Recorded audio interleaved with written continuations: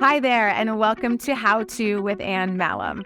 When deciding to do this podcast, I really wanted to create something that could give people real tools on how to execute on certain things. So often we talk about things on such a macro scale that, yes, leaves people inspired, but with no real idea on what the steps are to make something in their own life happen. I challenge and encourage and probe my amazing guests to get granular and specific on their strategies, their mindset, their tactics, and their methodologies so that you can learn practical, actionable steps to best optimize your confidence, career, health, and wealth.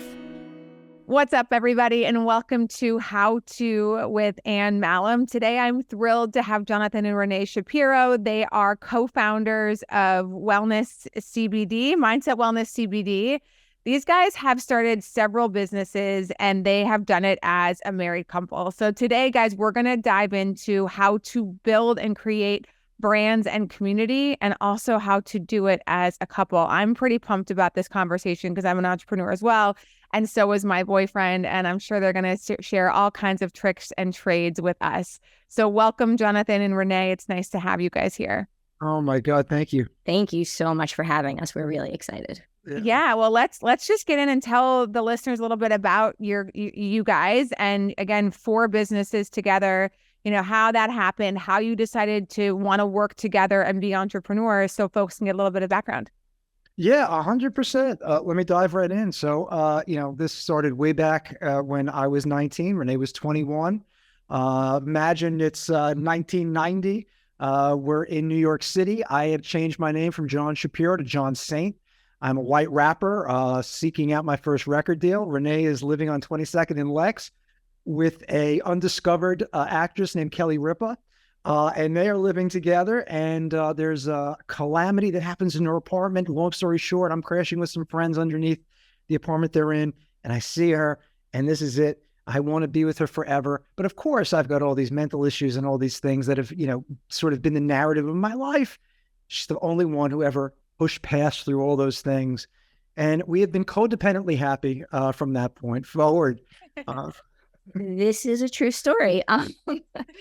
Yes. So he ignored me. And that, of course, I was like, wait, what's going on here? I didn't get it. I didn't understand it. I didn't understand him, and just made me more attracted to him. Yeah, isn't that funny how that works, right? You're like, wait a minute. You want to figure out the puzzle. Right, exactly. And so we, very quickly, within 2 weeks of meeting her, I absconded her back to Long Island with me where I felt safe, took her out of the city, and we were married 2 years later. I was 21 at my wedding, so I was able to have a drink. And the rest, obviously, everyone on the planet said, you guys, you're out of your minds. It's never going to work. We have the most incredible children, and that is really the testament to what this was. We came together with tremendous traumas in our backstories, and we just decided together we were going to change the narrative. We were going to change the stories. The stories that were planned for us were not the stories that we were going to live out. And so together we did that. And of course, there's a lot of push and pull. There's a lot of evolution, and then there's a lot of growth. And sometimes it's growth that's happening at different times, and that's difficult. But to take it back to the business part of it. So I'm in the music business. Well, hold on. I'm not going to let you get off the hook that early. And I'm going to go a little off script because, again, whenever I feel that there is a piece of relationship stuff there that I can just dive into a couple of minutes, because it's so valuable for all of us, who most of us have been in relationship, want to be in relationship, or trying to improve and whatever. And I love what you said, Jonathan, about changing, the narrative. Listen, we all have wounds. We all have pieces of us that sometimes we think it's the other person. And a lot of time, all we're going to do is take that wound and take it to the next person and the next person. So it's really on ourselves. I can speak to my relationship with my own boyfriend. When we have conflict, what's happening is we are a mirror of one another. We are exposing these wounds that need to be healed, and we can help each other do it. But it also is another reminder that we each have independent work to do.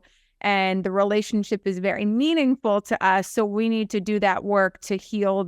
In our case, it's, little t trauma, but some of our self-protection or self-preservation, defaults that we go into when we feel a sense of abandonment, when we feel scared, when we feel something. So again, I just love what you said, because we are in control. We don't have to take our emotional baggage, our emotional inheritance. We're not all doomed or destined because of our parents or upbringing, but it does take work. Oh, yeah. Wow. That was beautifully said. That was so on point. I mean, the part about the mirror and, the person being a mirror for you to look at, and it's so true and it's so triggering. But once you recognize that, recognizing it is half the battle of it. Once you recognize it, then you can actually work on that and see where is that coming from. I'm a big believer in therapy, and Brett and I do therapy, not because there's anything wrong with our relationship. It's like, we want to be proactive and preventative. And, it's really nice to talk to somebody when we're like, gosh, we just had this conflict and like, this didn't make sense and it didn't feel good for us. What's going on? So anyway, I just think that's pretty awesome. And for you guys being married as long as you've been married and did it at a young age and built businesses, I'm sure we should have a whole nother podcast on, there's probably a lot to learn and to share there. Absolutely. And so the journey took us, as I went through the music business, I was dealing with this tremendous anxiety. And being an artist, you can get away with a lot of shit because, you're an artist. At some point, though, I was on tour. I was in Miami and I had a crash. I ended up in a bathtub, just like hysterical crying. I had to come home. And I sort of abandoned my, what was my life at that point. And it was strange because obviously I was this white Jewish kid from the suburbs who was so completely embedded in the hip hop business. But for me, that was sort of my therapy. It was music therapy in a way. Yeah. And then came the next chapter. And this was when things got interesting because Rene had started a small concession. Now, her entire background was in retail. From a very early age, she had always worked retail, and she was just, she was just incredible at it. I mean, just could connect with people. And so she opened her own small concession for baby clothes, and she's doing quite well. But I had a vision from the music business, and I said, wait a minute, we can do something a little different. Long story short, it was a store called Beautiful Baby. That became Beautiful Kids, and very quickly it became Beautiful Girl. And that's when the magic happened, when all of the trends that we were so aware of because of just the lives or the perceptions that we had, we were now translating those to the suburbs. So we had this little store in Woodmere, New York, which was in the South Shore of Long Island. And we were just doing phenomenal business out of it because we were bringing in all of the hottest brands to the suburbs that people hadn't experienced yet. And we hit it really big with a brand called Ed Hardy. And I don't know if a lot of people remember Ed Hardy, but it was the tattoo T-shirts. And we discovered them. We brought them to the tri-state area. And at one point, the entire store was just everything was Ed Hardy: shoes, clocks, hats, everything. But these things were selling for $300 or $400 a T-shirt. It was a crazy time. And then 2008 happened. The recession came. And in New York, especially, Bernie Madoff made off with all of our customers' money. And all the grandmas and grandpas that would come in and buy these huge wardrobes in the suburbs for their kids suddenly started to dry up. And we had 2 locations at that point, and the magic was starting to really wane, and we didn't know what to do. Went on sale. And as soon as we went on sale, there was a line around the corner because we were on sale. I realized at that moment, it wasn't that people didn't have money to spend. They wanted to spend it differently. They wanted more for their money. And so I came up with the concept of fast fashion, but for the suburbs. Now, fast fashion was a dirty word up to that point because it wasn't a brand. Everyone was very, very brand conscious. So the only way we could make it work was by creating the brands that made up Mixology Clothing Company. And so in 2009, I launched Mixology with 1 location. The 10 brands that made up most of our business, I created. They filled a unique category. Rene went and bought those brands, curated those collections. And we caught fire, and it was the right time. Instagram came around at almost the exact same time. And so people were taking pictures of themselves. They didn't want the same outfits over and over again. And we hit wildfire in 1 location, hit to 2, hit to 4, hit to 10. And these were all of the, what you'd call luxury suburbs of the tri-state area. So from the Hamptons to the Upper East Side. And we were, knocking the cover off the ball.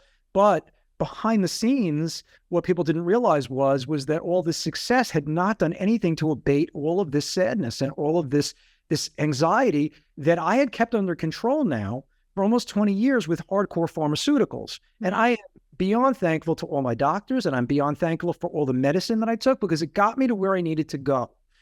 But it was a very numbing kind of relationship. I don't remember a ton of the experiences. And in 2018, when I'm at the top of my game, retailer of the year, and I was like at the end of my rope. And I had what would seem to be, everything, the most beautiful wife and the most beautiful children. And my friends are just the most supportive, wonderful people on the planet. And I was at the end of my rope. An employee came to me and said, listen, try this. My husband's doing this for stress. And it was this little bottle with a little marijuana leaf on it. And I was like, you kidding me? What are you doing with this? I have anxiety. I don't need this in my life. Long story short, it was CBD. It wasn't THC. I didn't know the difference. Took it. And it was as if a mental toothache went away. So imagine everything you're doing up to this point in your life. You have a toothache. Some days are really bad. Some days are better. But everything you're doing, you go to work, you have a toothache. You're driving, you have a toothache. You go to the movies, you have a toothache. Now suddenly that toothache is gone. And you're like, wait a minute. This is a new perspective, a new mindset. And so what I did was what I thought was going to be a weekend of sort of a little research and figuring out what CBD was and how it was working in my body became 6 months of just myopic obsession, because I could not believe the simplicity, the beauty, the joy of what was happening and how simple this was. And then as a brand builder, which was, what I did, I couldn't believe the missed opportunity to talk about and to bring to the market a very simple, straightforward approach on wellness, not dealing with trying to cure diseases, simply trying to improve your mood. Because if you can improve your mood, everything else gets improved around you. That was the concept. And then, of course, there was the challenge of how do you do that? How do you begin to how do you move from the retail business into the CBD business, specifically in the gummy business? And of course, that was part of, the entrepreneurial journey. You have invested partners at Mixology who have a lot invested, and they don't want the guy running the show off doing the CBD thing. And so I had to make choices, right? Do I stay and do I continue the security and safety of what I built, or do I start from scratch? Because that's ultimately what it was going to be. I said to Rene, what do we do, honey? And I said, we do what's good for us, and we need a change. We needed a change. At that point, it was toxic. It didn't feel good.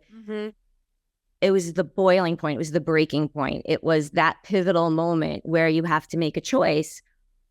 We had to choose our mindset. What are we going to do? And we did it. Yeah. And I feel like I have so many questions already, but Rene, where is your mental health when Jonathan is, performing and, on the surface and from external looks like has everything together? I'm assuming you're seeing some things behind the scenes, but where's your mind at this point? Poor thing. I'm so sorry. So yeah, that's exactly it. It's that we carry, or, it's a challenge not to carry your partner's stress and anxiety, which I have my own anxieties and my own stresses. And now I'm carrying his too, because I'm trying to be there for him as much as I'm trying to be there for myself, not understanding. And there was a pivotal moment when John first went to his psychiatrist, the first one that actually meant something. She looked at me and we went together, because it was at a point that, his mental health was really at a breaking point. But just for some context, I was 25 years old. Oh yeah, this was very young. Right. So. I kind of went backwards because you asked about my mental health. Yeah, me back there. Sorry about that. That's okay. So she said to me, would you leave him if he had cancer? I said, oh my God, of course not. And she said, well, your mental health is a disease. Having anxiety, having depression, it's a disease. You have to look at it as a disease. And that just changed my entire mindset, my entire perception on what was happening. Yeah. It's funny you say that, because I used to work with the homeless for a lot of years. And I remember one of the speakers that I had brought in, he said something very similar, which is when you can see someone physically has a broken leg or in a wheelchair, we go to cater to that person. What can I do? Can I open the door? Can I do this? But when we see that, someone looks mentally unstable, we're like, oh my God, what's going on? And we sort of back away. We don't look at the ailments in the same, or the injury or whatever it is in the same way, because we can't see it. Yeah. 100% true. But so with knowing that at that very young age, when I changed my perception, I guess along the journey, that like put us on the journey of helping each other and seeing each other's, stresses and anxieties, and just trying to be there and evolve with each other. And don't get me wrong, there were screaming matches and lots of stuff to work through every day still, It was just this morning. But I think the perception changed there, and it really helped me with my own anxieties and my own, fears. Yeah. Well, cool. Well, thanks for sharing all of that, because, it's nice that we now live in a place where, we can talk a little bit, of course, about mental health, and it doesn't have to feel so taboo. And the more people that speak up about it, of course, makes it more both relatable and just like less taboo to have the conversation. So Jonathan, if I can ask too, and maybe you, Rene, were you guys like, how's the other health stuff in addition to the CBD, at this time? Are you guys sleeping well, working out, eating well? Are those sort of things in check, or did you make some changes there? Or has that been part of the journey as well? Yeah, that's a huge part of the journey. I'm so happy you brought that up, because that's kind of where I came into the, where I showed what I finally had a chance now, well, to explore meditation, to work out and changing our diets, changing what we ate. I mean, John lost 60 pounds. Oh my gosh. I was a heavy fella, but he lost 60 pounds from, because it was emotional eating. It was the only time during the day when I had privacy to myself in the office with a billion people asking me things. I had my pizza. I was happy. Yeah. The CBD really helped to balance. Listen, I think that what is most important to really get to is this concept of CBD or exercise or any of these things as modalities, right? These are simply modalities in our lives to help improve our wellness, improve how we feel.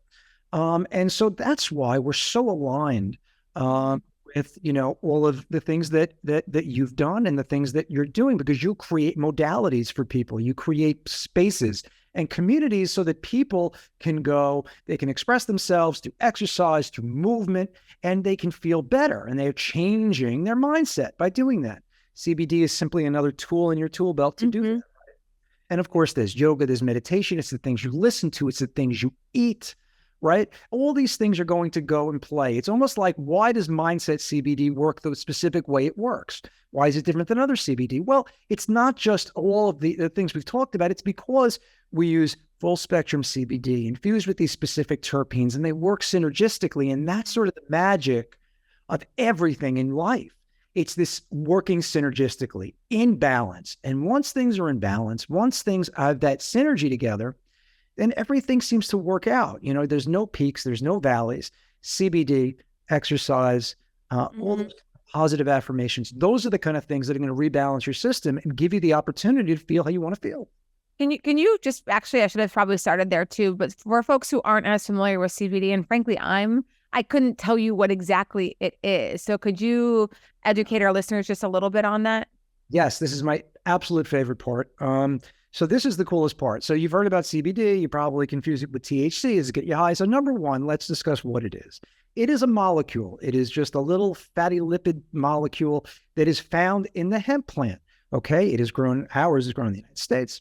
And this little molecule is one of 100 different molecules. These are called cannabinoids, or in this case, because they're made by a plant, it's called a phytocannabinoid. Very simple.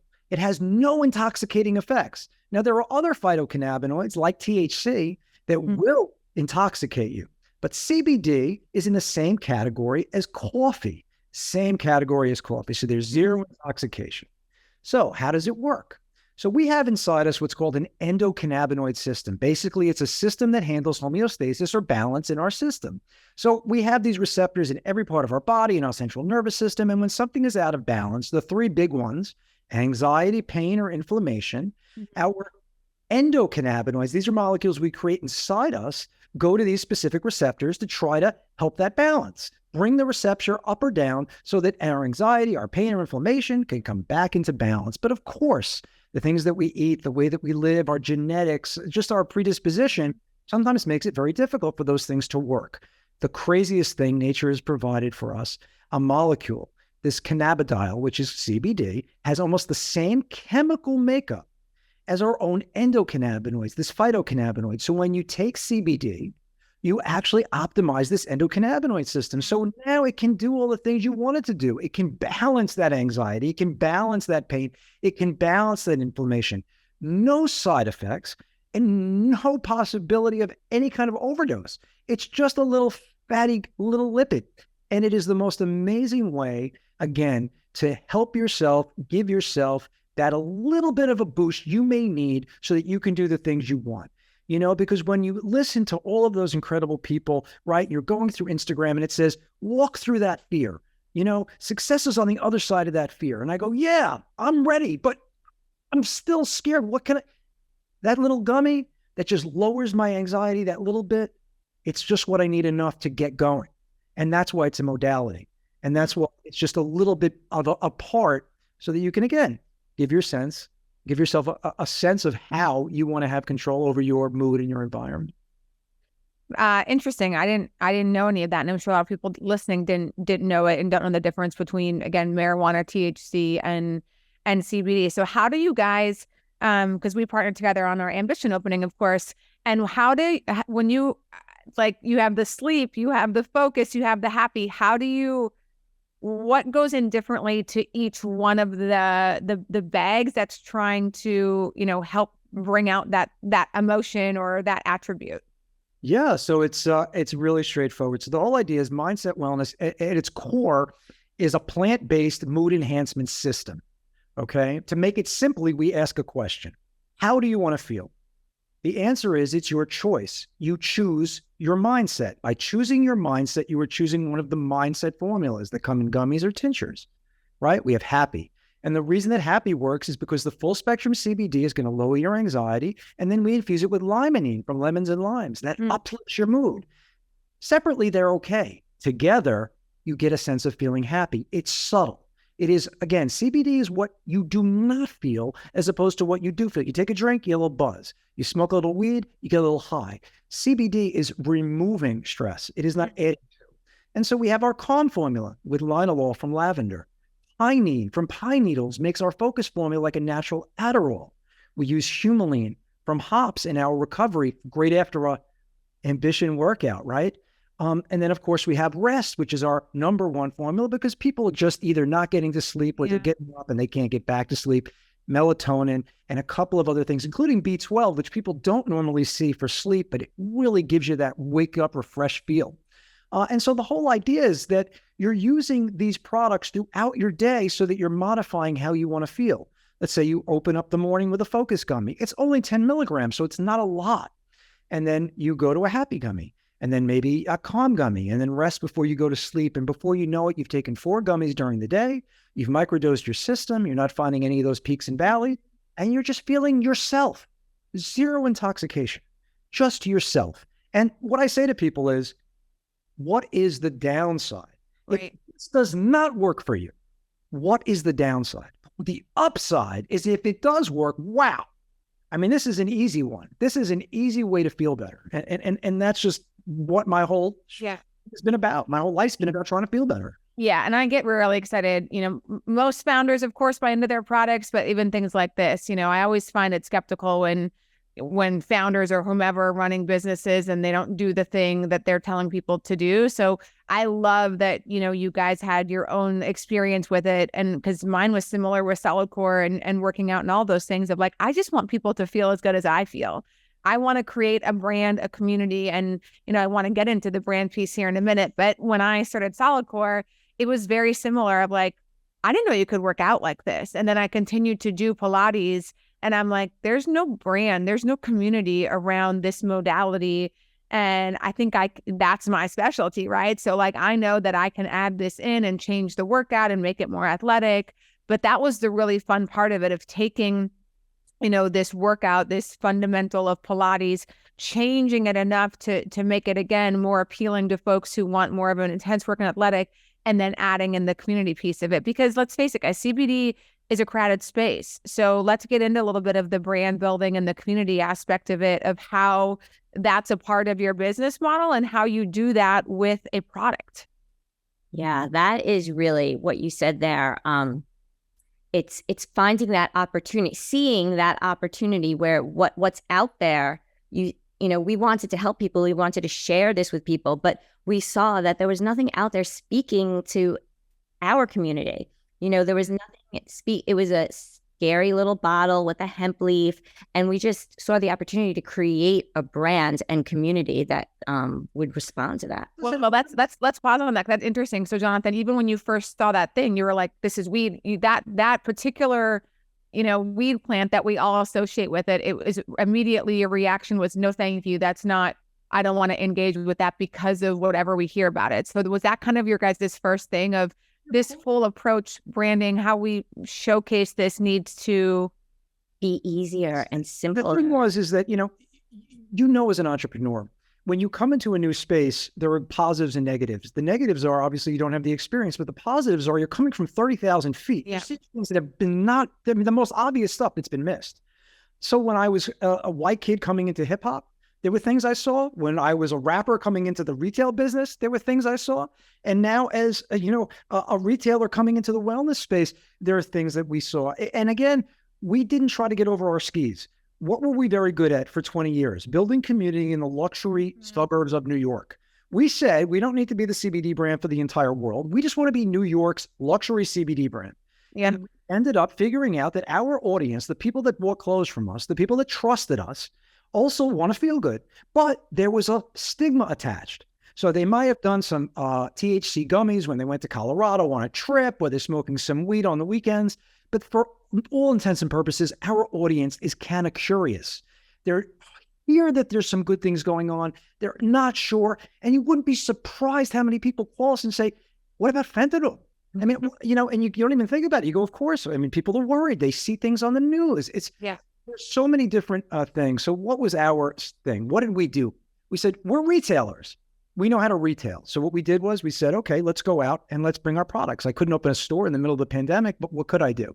I'd go to my local salon with a mask on and I could start to tell people about my product. And I approached it like I approached the music business.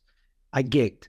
I said, Rene and I were going to start our products. Each one of them is a single, Happy is a single, Calm is a single, and we're going to gig. And before you know it, we were gigging in bigger and bigger gigs.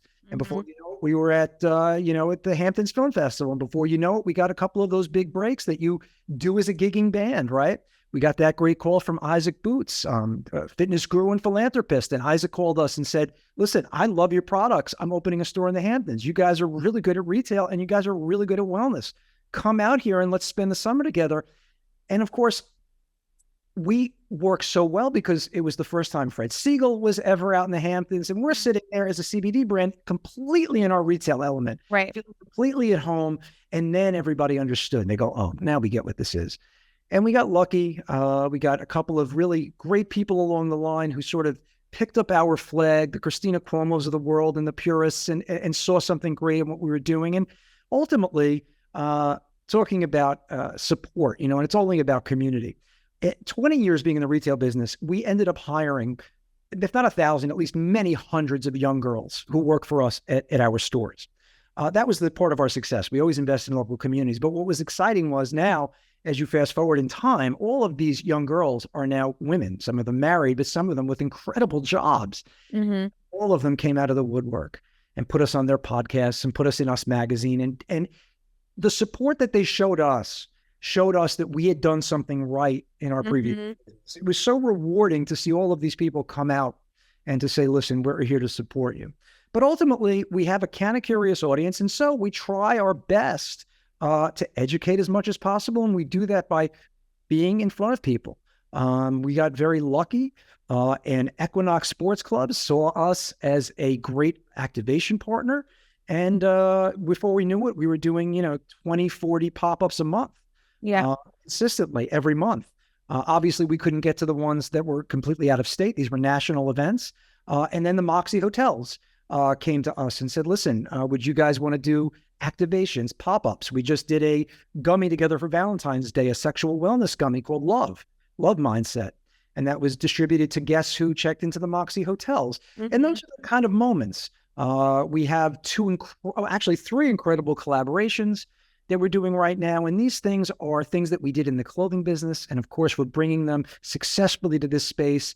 One, of course, is I mentioned with Isaac Boots. We have our new Torched CBD line coming out. It's about to launch at the end of this month. It'll be launching at Gurney's to the public in June. It is transdermal CBD patches. Isaac's a very smart guy, and he came up with this concept of transdermal patches. So you put them on, and they're going to decrease your anxiety and increase your energy. And then, of course, we have our Torch gummies. And then we have what was really cool for Mother's Day was our Mom's Time Out with Liz Stern of Diva Moms. And Liz is the mom whisperer. She has a couple of amazing books out. And she said, I need these three things for moms: happy, calm, and rest. And so the Mom's Time Out is those 3 gummies, 10 of each. And of course, we got very lucky this week. Rosanna Scotto put it on Fox 5 for us, and we've been on PIX with it. There's been a lot of excitement around it. And then, of course, we have our dating survival pack with Alana Dunn of Seeing Other People. Obviously, dating is a navigatable world filled with anxiety. And so CBD is a great way to get yourself prepared for a date and then not to text back too quickly. So those are all of the collaborations we're doing. But ultimately, those are the kind of things because our audience is looking for points of authenticity and authority. Yeah. So, for us to, again, there was no other CBD brand at Ambition's grand opening. We were there. That means everything. I don't take that lightly. I take that as so much gratitude, but that's why we are where we are right now, because we're out. We're happy to be out. We're happy to talk to people. We're happy to activate. We love what we're doing. Yeah, there's a lot there. And something you guys have a lot of different products for different, whatever people are looking for, which is awesome. And I'm also going to tell you to stop saying lucky. It doesn't sound like you guys are lucky. It sounds like you're working hard and that people are, wanting to support. And there's a difference with wanting to support and also like the product is good. So you need all of those elements. So hopefully you guys are feeling really proud about that. But I really want to dive deep into what you said to help people on listening to this particular podcast when you said we knew who our audience was and we weren't trying to be, the national brand. Like, it's like, I always tell people work backwards from where you're trying to get to. And you'll hear people like, oh, someone's already doing that. And I'm like, guys, look how many, again, I'm going to reference Solidcore.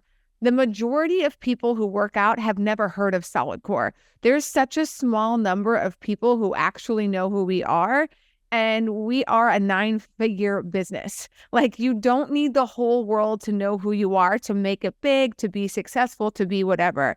It's actually more beneficial to specialize, to understand who your audience is. Let someone else work on the other audience, know what your brand is, and then be able to target those particular people. And, so many times during Solidcore's lifespan, and I'm sure Ambitions too, there's opportunity like, oh, why aren't you guys going digital and virtual, during the pandemic? And we're like, we are not a digital media company, and we are not going to pivot our entire business model for what we're pretty sure is a moment in time to satisfy these customers who really want that. Like, we don't have anybody on this team who understands digital media. So we partnered with people, in a smaller capacity and said, we'll deliver the workouts, but you guys need to figure out, the activation piece of it, how to get, filming it, how to get in front of these folks. We know nothing about that. So I think it's really important, as again, you guys talked about, branding and community. It's almost, again, doubling down on the consumer that is your consumer, rather than being like, and I hate when people say this, when people ask you like, oh, who's your customer? Like, well, we're everybody. I'm like, stop it. It's such an annoying answer because it's not true.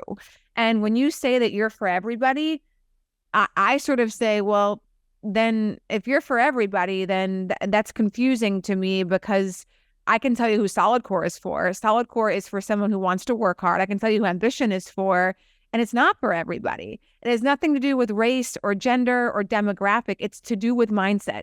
And that's the client that I'm speaking to, that I want to speak to over and over again. Right.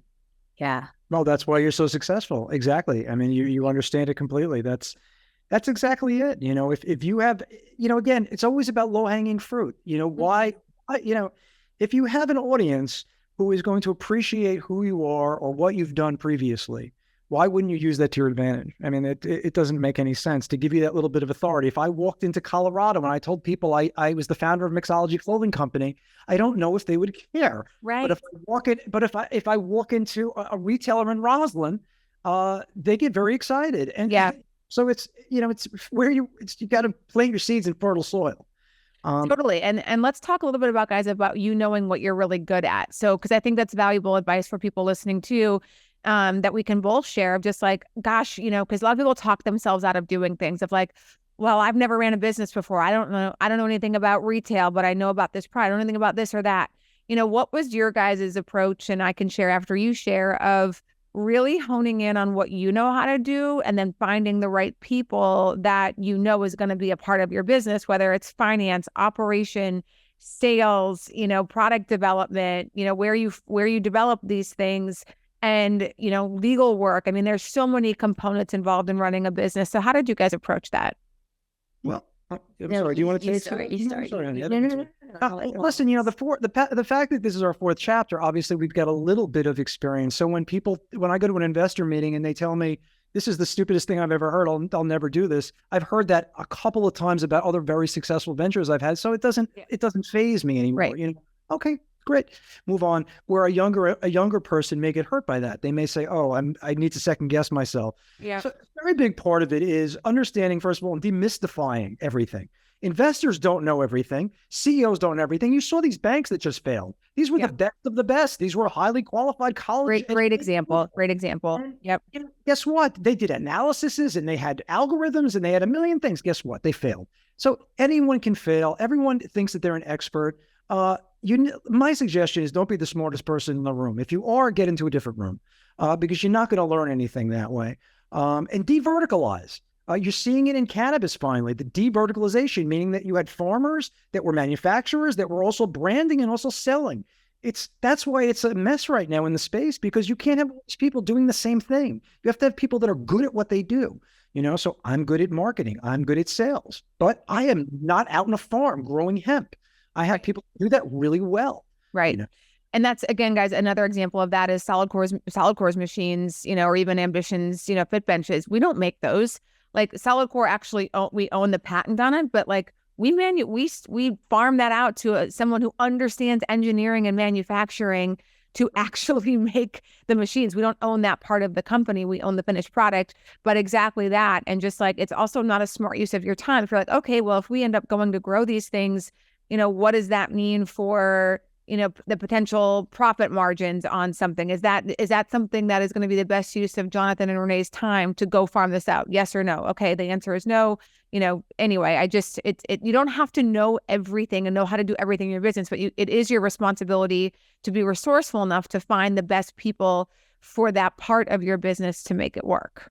Well, I'll say 100%. this, that having as many skills as possible where you can do as much on your own before you can get to that point where someone's either willing to give you some money or you get rev positive, is important. Because if I couldn't make the website myself, I would have not had the cap to be able to do it. If I couldn't create the products in terms of the design and the elements, that would have been a whole other expense.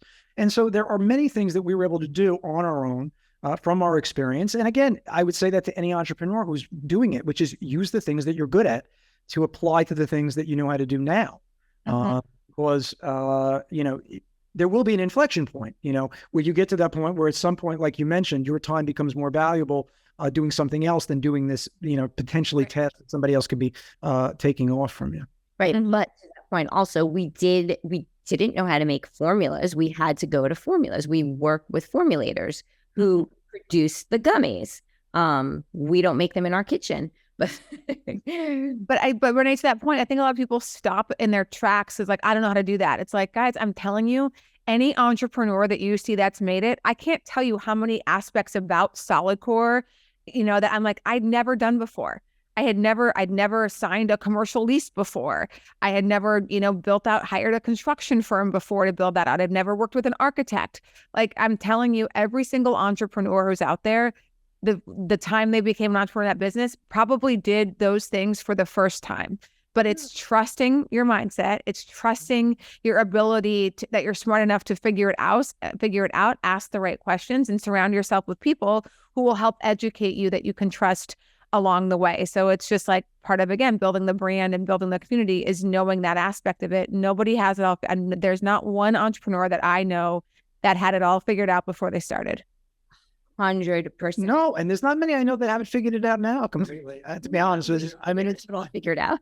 It's it's an evolving process. But the thing I would tell everybody is, just do, get out there, because you don't know where the opportunities are unless you're out there doing them. From your event alone, when I got to, and by the way, I just wanted to congratulate you. The space, we've been lucky enough to be able to activate in some really remarkable spaces over the last couple of years. But your space is so gorgeous, so beautiful, so well designed, so thought out, so well executed. I just had to mention that. It was just unbelievable. I think ultimately the answer is it's about mindset. It really is what you said. It's really about choosing your mindset, and that's how we came up with our brand. I mean, it was, before all of that. But then we get to a point of the pandemic where we're like, okay, what do we do? There's a pandemic going on. How are we going to do this? We were scared, and we had a choice. We could say, okay, we're just going to not do it. We shouldn't do it now. But we chose our mindset, and we said, we're just going to do it. And we did it. And we moved through that fear. It's just moving through that fear. And once you do, things start to fall into place. I know that sounds like, a little, but it does. If you put yourself out there and you contact enough people and you connect with enough people and you make the relationships, you'll get the answers you're looking for. And it's information gathering. The best way to learn is through doing. And you're like, well, that worked or that didn't work. But otherwise, it just remains a hypothetical, and you can tell yourself the story of, what would have happened, but you really don't know until you're out there doing it. And, the failure piece, I'm curious to know your guys' take on it, because there's two schools of thought that are like, oh, failing is good and whatever. And then there's people who are like, put yourself in a position not to fail. I kind of am a little bit of the latter.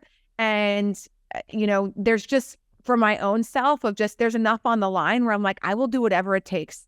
I will outwork, out hustle, outsmart, out whatever. I like, when you care enough about something, you figure it out. And that's the mentality of an entrepreneur. Again, I know we talk about failing, and it doesn't mean that there's not missteps along the way, but the missteps are part of the overall success journey of just, I learned my lesson there. And then okay, move forward. That setback is one single setback, or again, a misstep doesn't make the whole thing a failure. It's okay, I got to pivot to get to this, end result that I'm driving towards. So I'm curious your guys' view on the failure piece of it. I mean, I think that's exactly it. It's what is your mindset on failure, right? It's all what it comes down to. And so I think personally for me, it's a combination. I get very frustrated when something I tried to accomplish doesn't work, but I've also learned that, okay, it's redirecting me very quickly. I try to get caught up on it very quickly. I try to move very quickly to the next thing. So is it a failure? I don't know. If I sat and I ruminated in it and I really sat down and I really beat myself up over it, then it would be a failure. If I take it as a pivot point, then it's not a failure. So it's all about how you're going to approach the obstacle, right? Things happen all day long. Things happen before I got on this call, but how I approach them is going to be, and 50% of them I handled great, 50% I handled terribly. Yeah. The reality. I love, there was a recent basketball player, I forget who it was. You guys may have seen the interview when a reporter asked him, do you consider this season a failure because I didn't make the playoffs? And he was just so frustrated. And he was just like, dude, are you kidding me? Listen, if you're not every single time making a championship when you're an NBA, someone's got to lose, the same team's got to win. And he gave the example of Michael Jordan of Michael Jordan won 6 championships and, played the other 9 years and didn't win those, or those 9 years of failure. Of course not. They're stepping stones and learning how to get you to the championship. But yeah, it's you're not going to have, a home run every single day. It's just information gathering. And it's all about how you choose to look at it, perceive it, react to it. and make a decision from that particular situation that puts you in a better chance to be successful. Yeah. And to that point, again, it's also, what is success? Right. Right. When you're saying, well, I'm successful or I'm failing, it really depends on what your definition of both those things are. Mm-hmm. Success for some people could be 100 stores. Success for other people could be, my kid could graduate law school. Yeah. Or my dog just, had a great walk. It all depends on what your definition of success is. And those three things are my definition of success. Yeah. So. Well, let's circle back to, I want to talk about that a little bit, and then circle back to what you said in the beginning of the podcast, which is around success and happiness. I think those would be great places for us to wrap things up on. But it's really easy in the social media world, as again, for you guys for all of us, but to get caught up in what success actually looks like. I knew with Solidcore, I wanted to build, an empire. And to your point, some people just want to be like, I want to have a bakery. I want to have one bakery where I want to be the person to greet the community and all of these things. I don't want to have, 50 of these things, because I can tell you, if you have 50 versus one, your experience with the thing you created, you have a responsibility, a whole lot different scale than otherwise. So reminding people not to get caught up in what somebody else's definition of success looks like, and chasing that, and getting clear on what you want your day-to-day to look like. And I think that that's really important. Has that changed for you guys along the years of what success looks like for you? Yeah, I think life is constantly changing and evolving. And of course, what looks like, with mindset, we really have found something that is, we want to share with everyone. We want this to be huge. Like, we want it everywhere. Mm-hmm. Yeah. I think that, listen, there's been different reasons and different catalysts for why you do things at different times in your life. Mm-hmm. Most of my life was running from discomfort to try to find comfort, which I was labeling as happiness. Mm-hmm. Running, building, doing things, performing, whatever it was, fame, fortune, that whole trip, hoping that there was going to be some satisfaction at the end of it. Now, I found that was not for me what was my definition of success, clearly. But like Rene said, my definition of success, let me just give you a quick example and we'll wrap it. As I mentioned, on Tuesday, we were on a popular show with one of our products. The internet exploded. Our site went nuts. It was like a Black Friday moment. Everyone went crazy. And I was excited. I was happy. But I got an email this morning from a customer who had gotten their package and said how they had their first good night's sleep. For me, was the success. Like, that felt like that's the feeling I was waiting for. Right. And I realized, oh shit, I evolved. That's why. Because I'm not such a vacuous dickhead anymore. I actually care. And that's when it was that, but that was revelation to me. Yeah. Like, that really, that felt good. Like, it felt good in my heart. Yeah. Well, because you guys set out to make people's lives better and improve people's lives. So, yes, sales are great and all those things, but validation of the product actually doing that, I totally relate. I feel the exact same way when I hear, people send me texts or emails or tell me in person how much something that I created, is enhancing and has made their life so much better. Like, it's extremely fulfilling. Yeah. Yes. It's incredible. Yeah. And then let's talk a little bit before, again, because I'm just super curious on it, because there's a lot of people who, maybe aren't entrepreneurs yet, Rene and Jonathan, and they have this thing, once I am, if I was just X amount successful, meaning had X amount of money, this and that, then I'd be happy. And that's a fool's errand.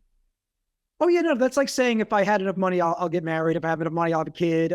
Yes.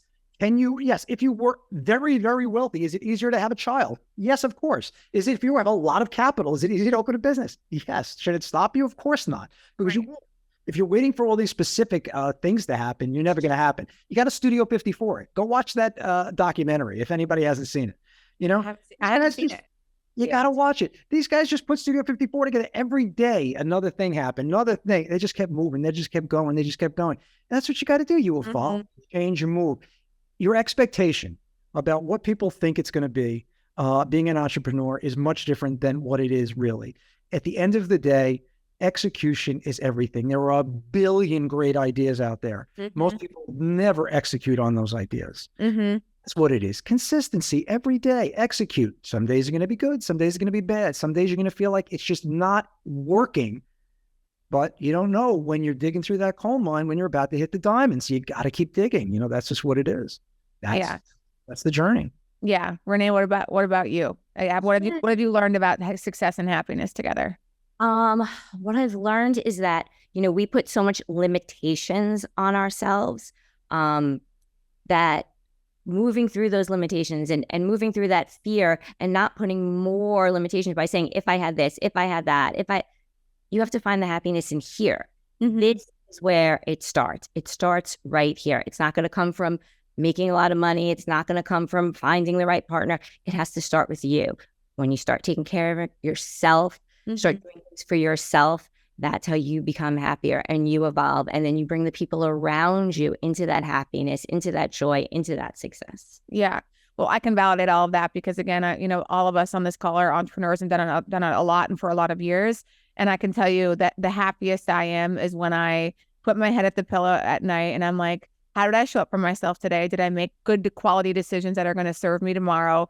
How did I contribute positively to other people's lives, around me that I care about? Did I treat people kindly? It's like, and you don't need money for all of these things. I'm not saying money is not important. I'm never going to say I don't care about money. That's bullshit. But I can tell you when I feel good is when I make the right decisions. There's a great line that one of my friends said about his relationship with his husband when I was asking how, they make decisions about certain things. And he's like, it's really simple. We ask ourselves, is this beneficial to the relationship or not? And if we can't articulate why it is or why it isn't, that determines, if we make the decision. And I apply that to my own life. Am I making a decision that's good for me today and tomorrow, or is this just good for today? And you want to make as few decisions as you can that are just good in the moment, but have detrimental effects tomorrow. It's been a really great philosophy on how I live my life and contributing to a lot of fulfillment and happiness. Wow, that's fantastic. I love that. Wholly agree. Well, so where can people find you guys? And also for someone who's never, again, had any experience with CBD, what is your recommendation for folks to how do they get started and where's their starting point? Absolutely. So you're going to go to mindsetwellness.com. That's our online presence. And you're going to go there and you're going to see very simply laid out, very straightforward, different mindsets: happy, calm, rest, recovery, focus. You simply click on those mindsets. It'll give you a little description about how it can make you feel and how it gets there. And then you simply make a choice. You say, wait, I want to be a little happy. I want to be a little calmer. And it's that simple. It's that easy. And again, the upside is tremendous. The downside is almost none. It is a really wonderful product if you can get it from the right company and in the right efficacy. And I think that's what the requirement mindset. Well, guys, and I can attest to that because I don't really drink alcohol and I don't do THC, but have been grateful enough to, get some products from these guys, and it does just that. It's this small, subtle thing, but it's awesome. And to your point, what's the downside of trying it and seeing if it makes your life a little bit better? I love the subtleness of it, and they taste really good. Yeah, they're yummy. They're vegan and organic, no vegetable dyes, and all organic ingredients. So it's a healthy piece of candy. I also want to tell your viewers, obviously, as more ambitions are opening, you can expect to see us at these openings to meet and greet us live and in person. So stay tuned, obviously, to this channel for when those events are going to be, because we'd love to meet everybody in person. And also, if anyone has any questions, you can reach us at Instagram. Oh, that's good. Yeah, because message us. I answer every message. I think it's so important educating people. People have lots of questions and we're here to answer them. So it's Mindset Wellness CBD at Mindset Wellness CBD. So the website is mindsetwellness.com, but the Instagram is Mindset Wellness CBD. Awesome.